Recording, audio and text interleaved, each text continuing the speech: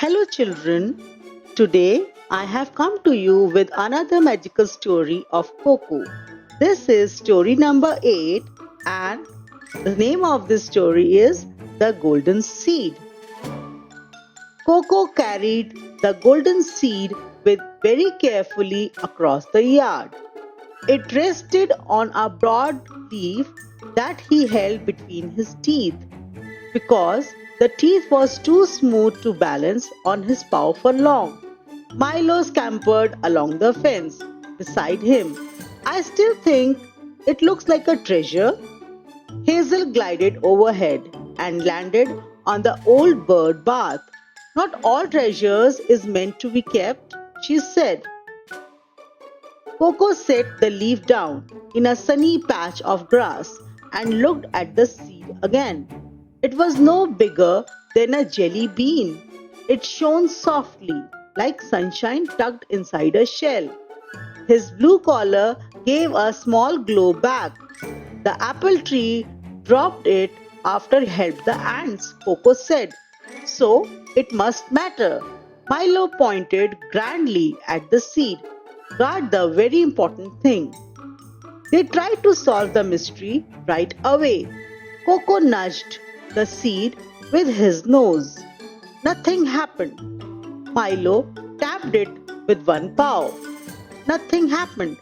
Hazel leaned close and listened.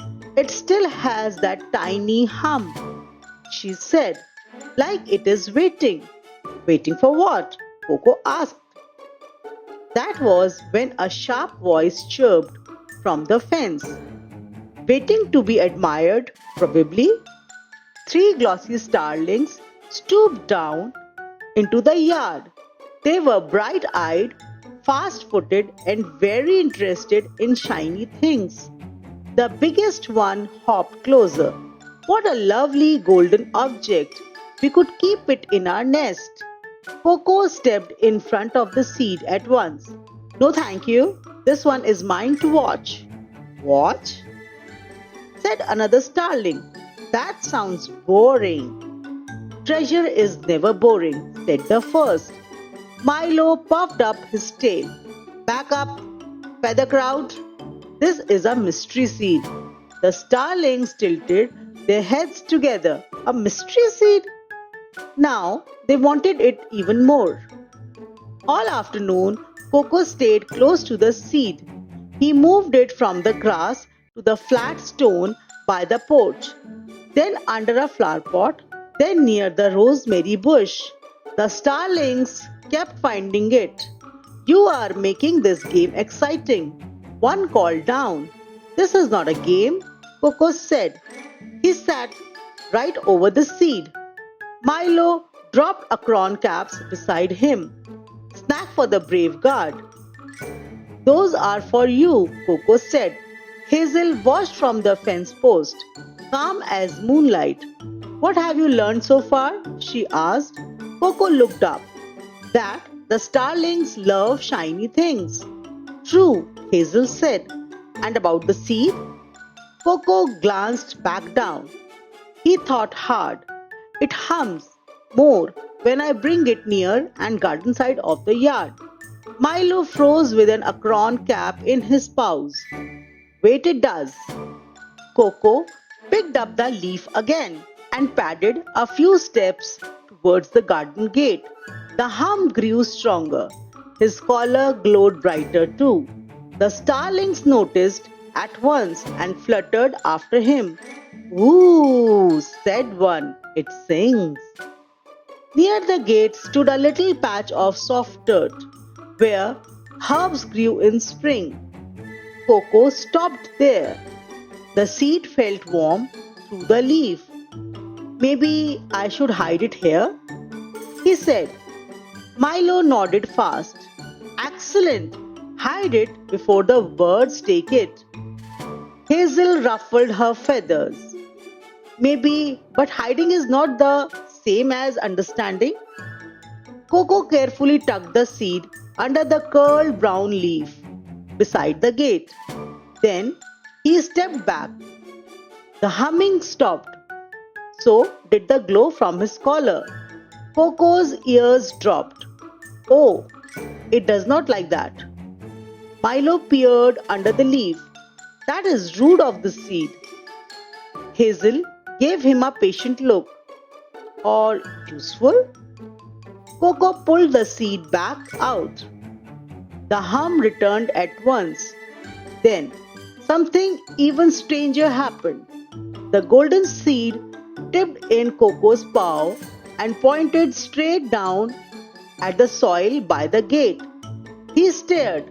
It is not telling me to hide it. Hazel's eyes softened. No, it is telling you where it belongs. Milo let out a tiny squeak. You mean we were not supposed to guard it forever? Maybe only until we understood it, Coco said. He looked at the patch of dirt. It was dry on top, with small pebbles and a twist of vine across one side. Now the mystery felt clear at last. The seeds was never meant to stay in the sun or under a pot or hidden under a leaf. It was meant to be planted near the garden gate.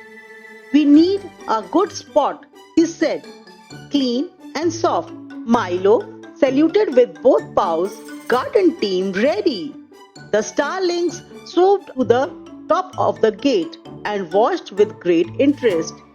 We liked it better when this was about stealing, one said. You can watch from there, Coco told them. No pecking. How strict, said the biggest starling, but she stayed put. Coco scratched gently at the soil with one paw until the top layer turned loose and soft. Milo rolled two pebbles out of the way and tucked the twist of vine aside. Hazel dropped a dry petal beside the little hole. For a soft cover, she said.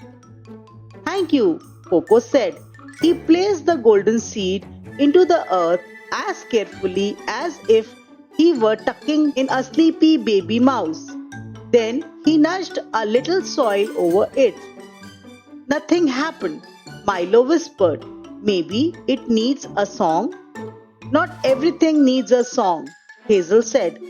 Coco stood very still. His collar gave one bright pulse. The soil shivered. A tiny green sprout poked through the dirt. Milo tumbled backwards into the grass. It grew already. The starlings all chirped at once. Even Hazel looked surprised, though only a little. The sprout unfurled one small leaf, then another. It was fresh and bright and almost golden at the edges. Coco took one happy hop. We did it. You did it, Hazel said. You listened. Coco was still looking at the sprout when it bent slowly to one side, not towards the sun or the gate, towards the hedge at the far end of the yard. Everyone went quiet. That was when they heard it. Mmm. It was soft and odd and steady, like a song being sung through closed lips. Milo's tail puffed out. That is new. Coco listened hard. The sound came from somewhere beyond the hedge, gentle but clear. The sprout leaned a little farther that way. Hazel spread her wings. Then the seed has finished this clue and opened the next one. Coco looked down at the tiny plant, then towards the humming hedge. He felt warm all over. The magical places had not appeared by accident before. They were not appearing by accident now. Each clue seemed to wait until someone needed help. Each clue also seemed to ask Coco to help first. He touched the little sprout with the gentlest tip of one paw. Grow well, he said. Then he turned to his friends. Tomorrow, Coco said, we will find out what is humming. Milo bounced onto the gate latch. I hope it is something exciting. Hazel gave a small wise blink. With Coco, it usually is. The humming drifted through the yard once more, and the new sprout bent towards it like a green finger showing the way. Alright, children, here we come to the end of this story, and now I'll be asking few questions. Here comes question number 1. Why did Coco decided the golden seed should not stay hidden? Correct. When Coco tried to hide the seed, it stopped humming. So, Coco understood that seed wanted to tell something else. Question 2. How did Coco, Milo, and Hazel get the garden spot ready for planting? Yes, you're right. Coco scraped the soil, Milo rolled the pebbles, and Hazel dropped a dry petal for a soft cover. Question number 3. What new clue appeared after the seed started to grow? This answer I am going to tell you right away. The new clue, that is, the sprout, was neither towards the sun nor towards the gate. It was bending towards the hedge at the far end of the yard. And this clue we'll come across in the next story. Bye for now.